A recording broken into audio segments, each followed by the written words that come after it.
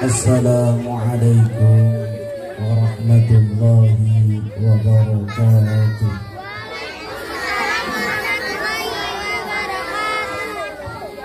Bismillah, alhamdulillah, wassalatu wassalamu ala rasulillah Muhammad ibn Abdillah wa ala alihi wa sahbihi wa man wala, amma ba'da. Hadratal mukhtaramin, para alim, para ulama, para masyayikh, para asyatid wal asatidah, wabil khusus abinal kiram Ki Haji Nur Khalid Siddiq, hadratal mukhtaramin yang kami hormati, para asatid wal asatidah Rumah Mengaji Al-Firdaus, yang kami hormati pula Bapak Ketua RW 16 Perumahan Alam Hijau, dan juga Bapak Ketua RT Perumahan Alam Hijau yang kami hormati, Bapak Ibu wali santri yang kami hormati, dan juga anak-anakku semuanya yang sangat dimuliakan oleh Allah Subhanahu wa Ta'ala. Ayo duduk yuk, duduk diam. Ayo duduk ya. Gak boleh rame, gak boleh rame. Ayo duduk ya. Ayo yang cowok. Oke, diam ya. Ngeten kondisi ini Bapak Ibu setiap harinya. Alhamdulillahirabbil alamin.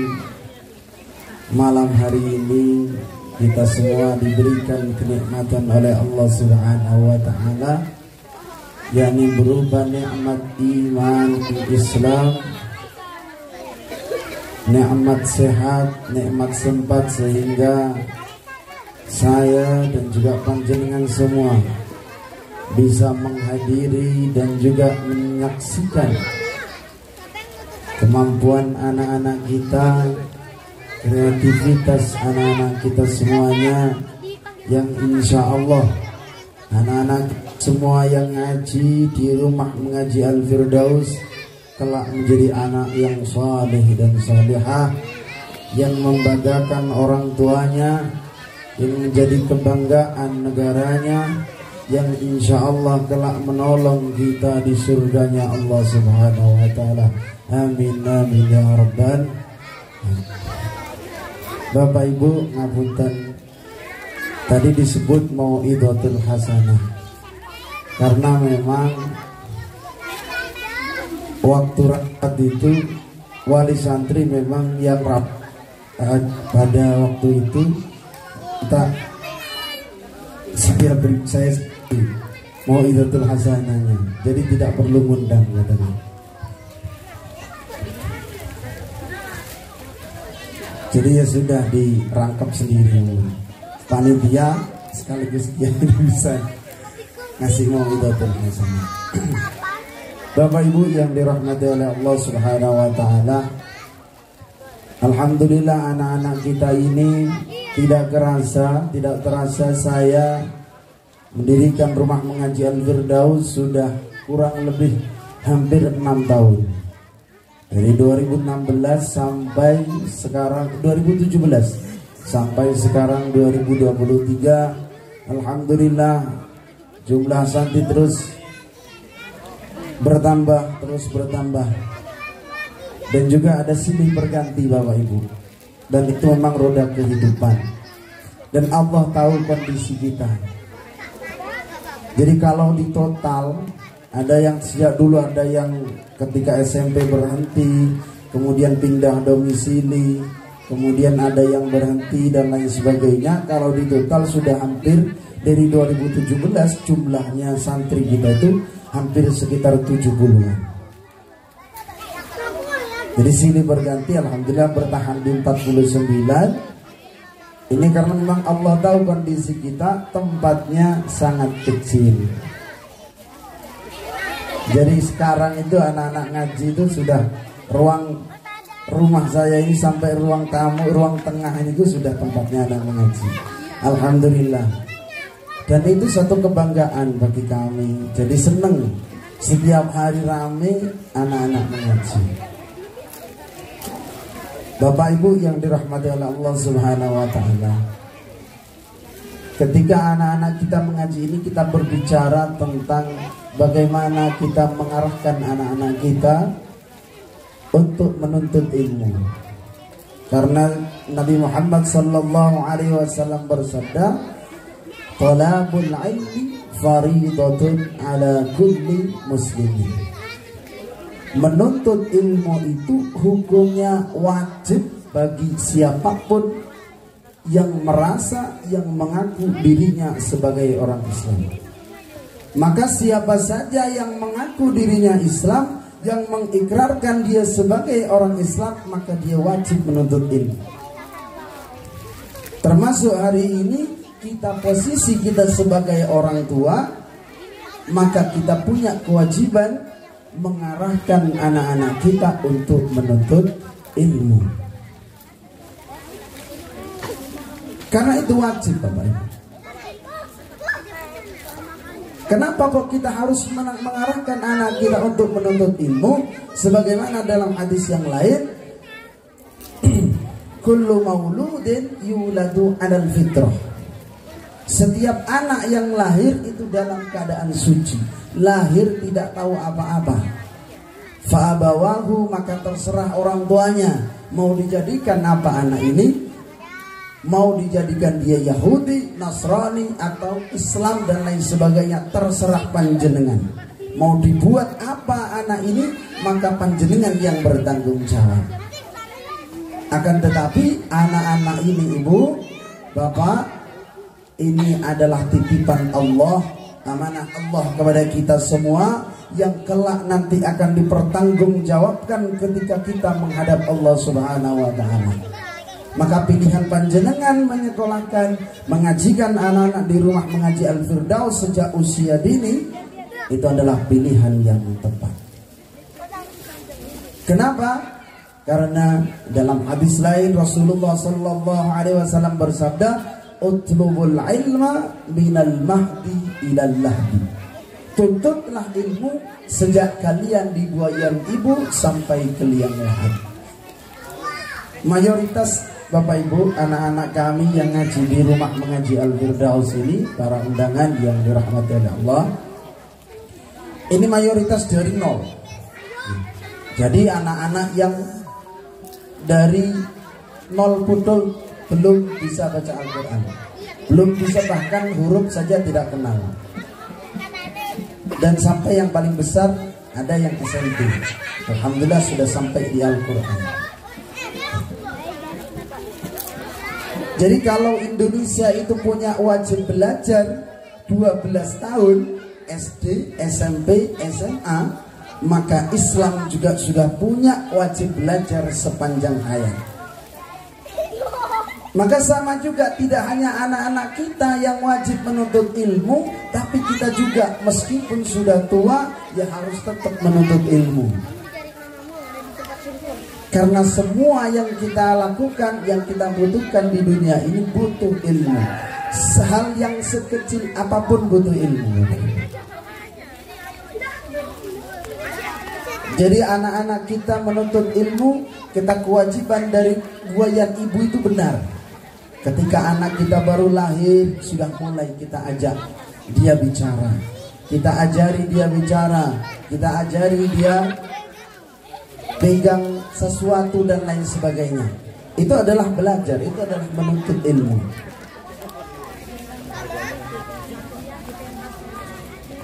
Kemudian ilmu itu dibagi menjadi dua, Bapak Ibu. Yang pertama adalah ilmu wajib, yaitu ilmu yang wajib yang kita harus kita tuntut, harus kita cari, itu apa? Yang kemudian yang kedua adalah ilmu sunnah. Ilmu wajib yang harus kita cari, yang harus kita arahkan kepada anak-anak kita, yang pertama adalah ilmu tauhid, ilmu untuk mengenalkan anak-anak kita tentang Tuhannya, tentang agamanya. Itu ilmu yang hukumnya wajib, yang harus diberikan kepada anak-anak kita sejak dini. Yang kedua ada ilmu sunnah, yaitu ilmu matematika, ilmu kedokteran, ilmu sejarah dan lain sebagainya. Ilmu-ilmu yang ada di dunia. Ini menunjukkan bahwa bukan berarti ilmu panjenengan, anak-anak panjenengan sekolah itu tidak boleh. Sekolah itu penting. Sekolah formal, SD, SMP, SMA itu penting Bapak Ibu. Akan tetapi ilmu tentang agama jauh lebih penting. Kenapa? Karena ilmu matematika, ilmu kedokteran, ilmu tentang tata kelola dunia, itu hanya diperlukan anak-anak kita untuk di dunia. Akan tetapi ilmu agama akan dibawa oleh anak-anak kita baik di dunia maupun kelak di akhirat. Kemudian mengapa kita harus menyekolahkan, mengarahkan anak-anak kita kepada ngaji, kepada menuntut ilmu agama? Karena di akhirat kelak anak-anak kita bisa menjadi penolong bagi kita Bapak Ibu. Kalau anak-anak kita bisa ngaji, anak-anak kita bisa sholawatan, kalau kita mati wonten sing maca Fatihah, ada yang mendoakan. Bahkan kelak nanti di akhirat, kalau kita mengarahkan anak-anak kita, naudzubillah min dzalik, ketika orang tua itu masuk ke nerakanya Allah, anak-anaknya menjadi anak yang soleh karena didikan orang tuanya. Ketika dia mau masuk ke surga, dia toleh kanan, dia toleh kiri, dia tanya kepada malaikat, ya malaikat, ya Allah, mana orang tua saya kok tidak ada? Malaikat menjawab, orang tuamu berada di neraka karena dia sudah banyak bermaksiat kepada Allah.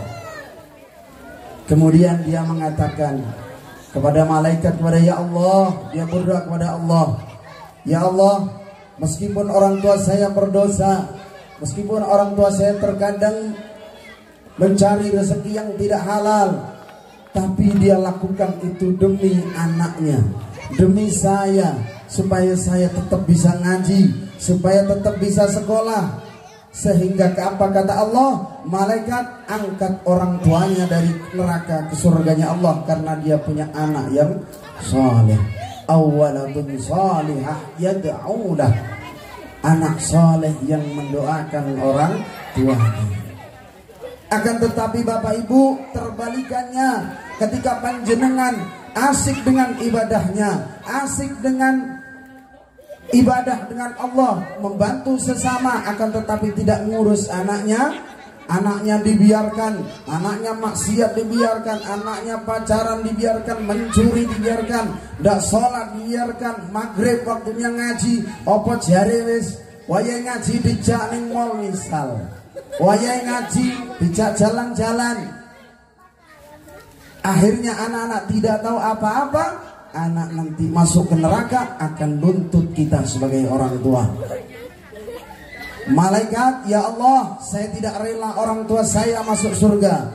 Kenapa? Karena saya tidak tahu agama, karena orang tua saya tidak menuntun saya untuk menjalankan apa yang menjadi perintahmu. Saya tidak sholat, orang tua saya biarkan. Saya tidak ngaji, orang tua saya mendukung. Saya mencuri, orang tua saya diam saja, acuh tak acuh terhadap saya. Maka ini juga Allah mengatakan, Muhammad, ya malaikat, tarik orang tuanya itu dari surga masuk ke neraka supaya anaknya masuk ke surganya Allah. Na'udzubillah min dzalik. Jangan sampai itu terjadi kepada kita Bapak Ibu. Boleh, monggo, anaknya disekolahkan tinggi, dari SD, SMA, S1, S2, S3 sampai es krim, es tontong, monggo, silahkan. Itu penting untuk kehidupan dunianya. Tapi agama jangan sampai lupa. Anak nggak sholat, diingatkan, diingatkan. Masih kecil, ayo sholat, aja lali. Tapi jangan lupa Bapak Ibu, ngiling ke anak sholat, ya wong tuwa kudu sholat. Nanti bilang, kenapa? Karena kata Rasulullah, usia 7 tahun anak itu harus diperintahkan sholat. Usia 10 tahun anak tidak sholat, pukul. Itu perintah Rasulullah. Maka ketika anak jenengan usia 10 tahun tidak mau sholat, pukul. Sholat. Kata Ustaz, kalau umur 10 tahun tidak sholat harus dipukul. Loh, Bapak kok nggak sholat juga? Aku lebih 10 tahun. Jadi yang jarak sholat Ustaz itu 10 tahun yang dipukul. Lebih bisa. Nah, ketika kita menyuruh anak-anak kita ngaji, anak-anak kita sholat, diimbangi. Minimal mendukung. Sekolah formal, mau sekolah, disiapkan bajunya, disetrika dengan baik, disangoni sing akeh, diadusi sing wangi. Ketika ngaji juga sama Bapak Ibu. Ojo direken anak itu tuh gini, itu tuh tempat ngaji, mambu kurang atus, tak turu. Ada yang belum, ada yang tidak pernah mandi waktu mau ngaji? Nah. Jadi sama-sama diperhatikan, jangan sampai pulau kalian panjenengan ini menganaktirikan pendidikan. Urusan sekolah didukung tinggi-tinggi les sampai bayar 1.000, 200.000 dibiayai. Ngaji bayar tidak. Harus sama-sama didukung. Sekolah disangoni, ngaji ke disangoni, tapi tidak usah banyak-banyak. Sampah saya setiap hari full. Pak Riyadi ngeluh, setiap hari ngambil sampahnya Ustaz Haris kok akeh terus. Ya banyak ini jajan. Ya alhamdulillah. Pentol telur setiap hari habis. Alhamdulillah membantu UMKM. Oh, ini datang ternyata pentol telur. Itu langganannya anak-anak itu. Jadi kemarin saya bilang ini, besok ke sini Mas, tambah laris. Bapaknya besok beli juga insya Allah, bapak ibu. Kalau biasanya anak-anak setiap hari. Kemudian Bapak Ibu, ada yang harus kita perhatikan. Dalam kitab Ta'limul Muta'allim ada satu syair yang menyatakan bahwa tips atau cara supaya anak kita ini gampang mendapatkan ilmu, baik ilmu yang manfaat dan barokah. Kan yang kita inginkan ilmu itu tidak hanya masuk saja, akan tetapi juga manfaat, barokah untuk dirinya. Satu syair disebutkan dalam kitab Ta'limul Muta'allim, ala la tanalul ilma illa bisitatin sa'umbi ka'am majmu'iha di bayani dukain wa hirsin was tibarin wa bulghatin wa irsyadi ustadi wa tulu zamani. Dalam kitab Ta'limul Muta'allim disebutkan ala la tanadul ilma illa bisitatin. Kita semua tidak akan bisa mendapatkan ilmu kecuali melakukan 6 perkara ini Bapak Ibu.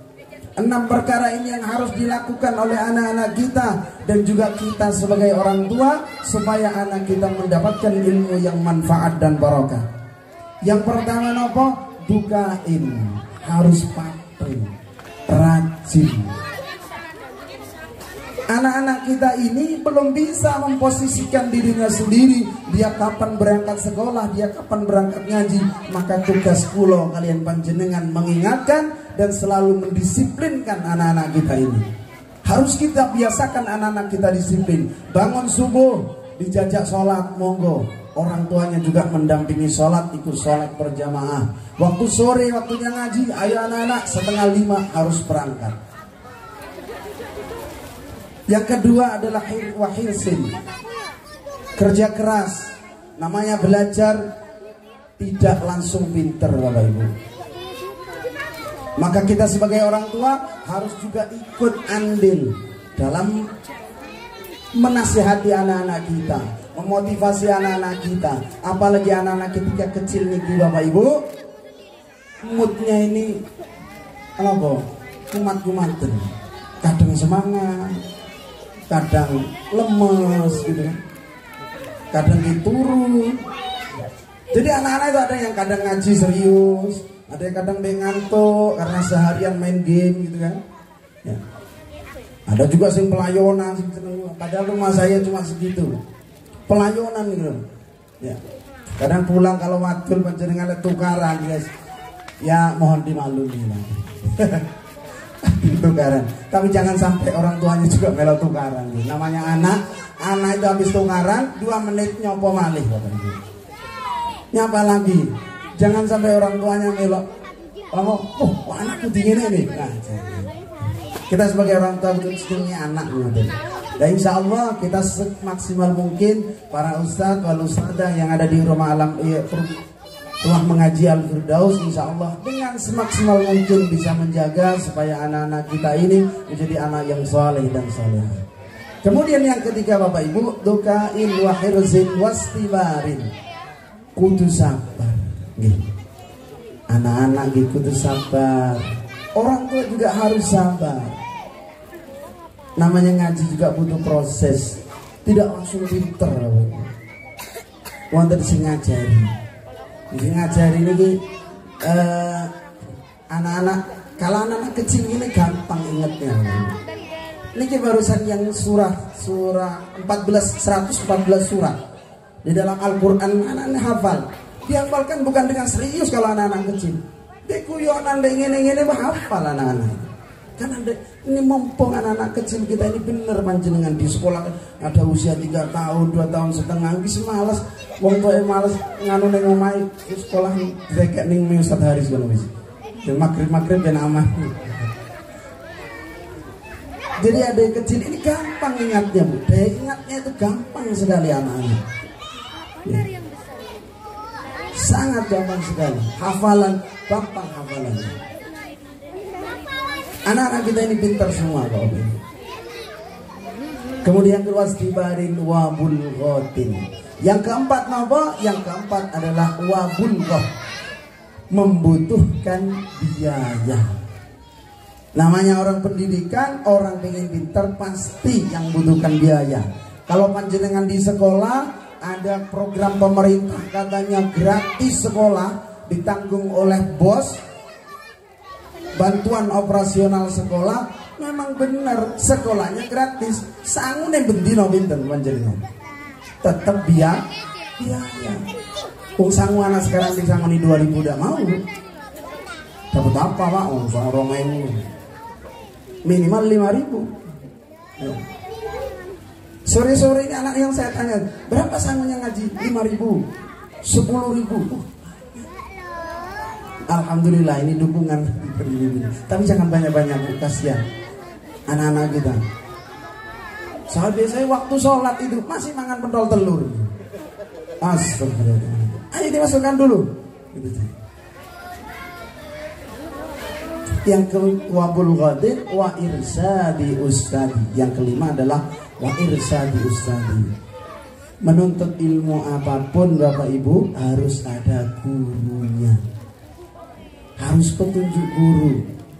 Sekarang zaman sekarang kadang orang memikirkan tidak perlu sudah sekarang ngaji ke tempat ngaji sudah Ustaz, tidak perlu sekolah ke tempat sekolah, sekarang lihat YouTube bisa. Enggak bisa Bapak Ibu, tapi YouTube media-media yang ada tidak bisa menggantikan.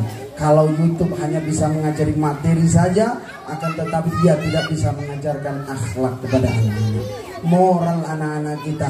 Ini terbukti 2 tahun corona, anak-anak tidak sekolah, hanya sekolah daring. Ketika balik ke sekolah, saya itu murid saya SMK. Ketika balik 2 tahun, dia tidak merasakan bimbingan seorang guru secara langsung. Ngelama ngerti. Kalau anak-anak kita alhamdulillah, waktu corona, waktu ngaji corona, awal-awal ini kemauan libur 3 bulan. Habis itu yang lain masih libur sampai 2 tahun, rumah mengaji Al-Firdaus masuk wis. Alhamdulillah tidak ada yang kena corona dengan kita. Insya Allah, yakin. Kalau urusan ilmu agama, insya Allah bismillah, anak-anak ngaji, insya Allah tidak diparingi selalu sehat. Kemudian yang terakhir, yang keenam, supaya kita mendapatkan ilmu kita adalah waduluz zamani. Ketika menuntut ilmu itu butuh waktu yang panjang Bapak Ibu. Panjenengan kudu sabar. Ojo anak-anak kok anakku ngaji ning ruang pengajian terus gak iso-iso dipindah misal, leren misal. Iki piye sing ngajar iki? Harus butuh waktu yang lama Bapak Ibu. Jadi anak-anak kita alhamdulillah, anak-anak kita yang mengaji sudah ada yang 1 tahun, 2 tahun, sudah ada yang sampai ke ngaji sampai bisa hadis, bisa Al-Quran. Ini ada anak-anak Ustadz kita tolong ayo bimbingannya Ustadz. Ini ada anak kita yang ini sudah hafal beberapa hadis. Mungkin orang tuanya ya hafal 1-2. Ini anak-anak kita alhamdulillah sudah sampai di hadis. Ayo silakan Mbak yang kelasnya Ustadz, Mbak Zahra sama Mbak Nanda. Coba maju sini biar orang tuanya tahu bisa apa enggak ini. Ayo Mbak Zahra sama Mbak Nanda mana? Supaya orang tuanya tahu ini. Maju sini. Tepuk tangan dulu. Ini anak-anak yang bimbingan saya di kelas saya, Bapak Ibu. Mic-nya bisa, Mas. Bisa. Ini Zahra, ya, ini Mbak Nanda. Kalau Nanda ini adalah murid pertama di rumah mengaji Al-Firdaus, santri pertama. Pegang mic-nya. Mbak Zahra sudah hafal hadis berapa hadis? 26 hadis Bapak Ibu. Tepuk tangan dulu. Kalau Mbak Nanda berapa hadis? 24. Coba Ustaz minta jangan banyak-banyak, sudah 2 atau 1 atau 3 aja hadis yang dihafal. Enggak. Mbak Zahra dulu.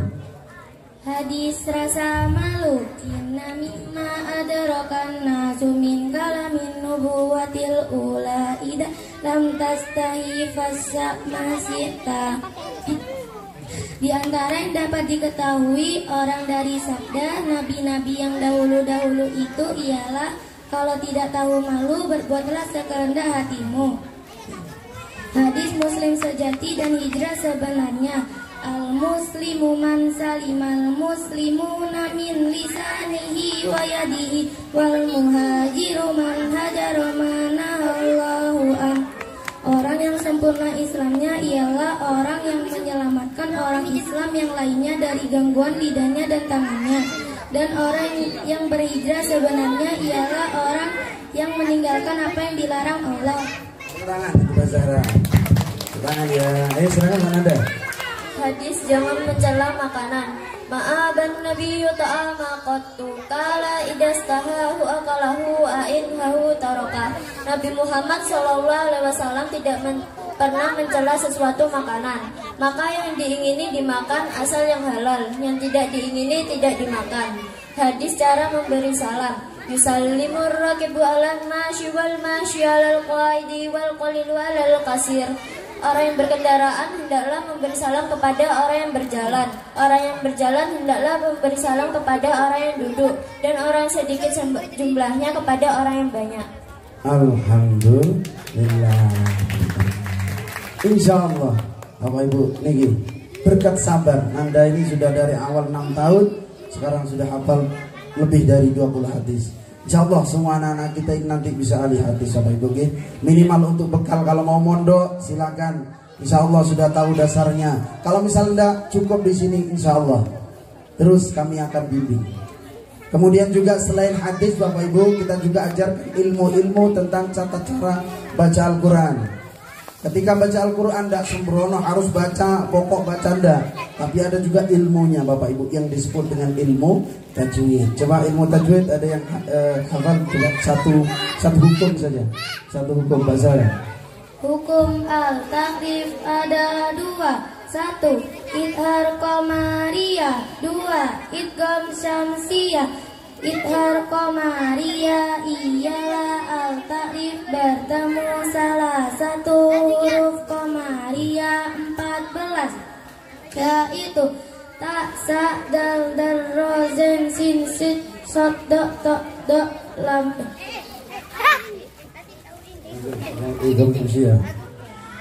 Contoh al-alim.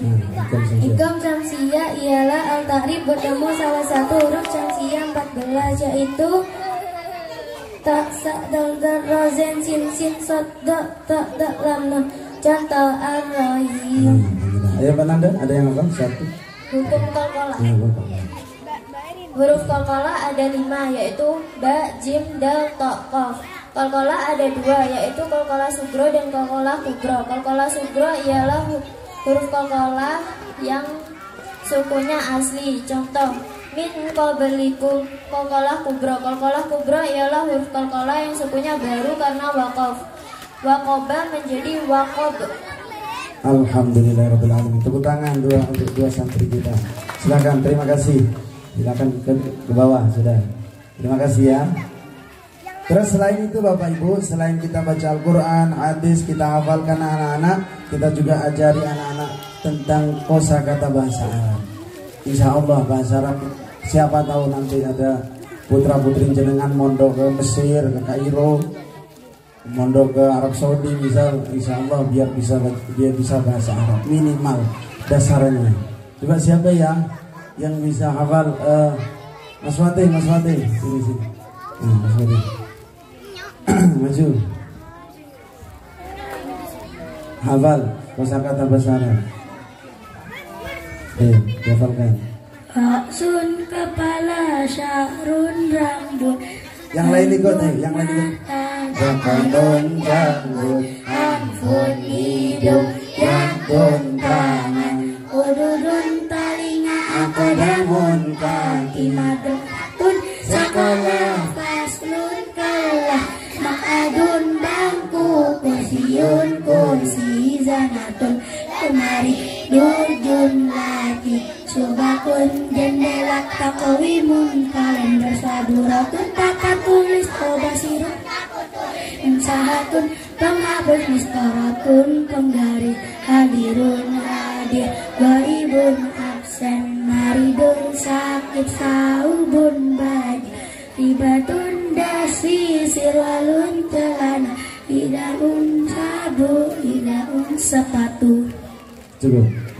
Tepuk tangan buat Mas Fatih, silakan. Alhamdulillahirrahmanirrahim. Jadi Bapak Ibu, alhamdulillah acara pada malam hari ini saya juga mewakili sebagai tuan rumah. Terima kasih atas partisipasi panjenengan, khususnya wali santri semuanya. Alhamdulillah semangat karena haflah tahun ini kita agendakan sangat mendadak nih. Jadi baru 1 bulan kemarin kita punya rencana kita mau mengadakan haflah akhir di sana. Alhamdulillah sampai hari ini berjalan dengan lancar, dengan mewah. Terima kasih kepada Bapak Ibu wali santri yang sudah menyisihkan sebagian hartanya yang menyumbang untuk kegiatan ini. Semoga dijadikan satu sedekah yang diterima oleh Allah Subhanahu wa taala. Amin amin ya rabbal alamin. Al-Fatihah.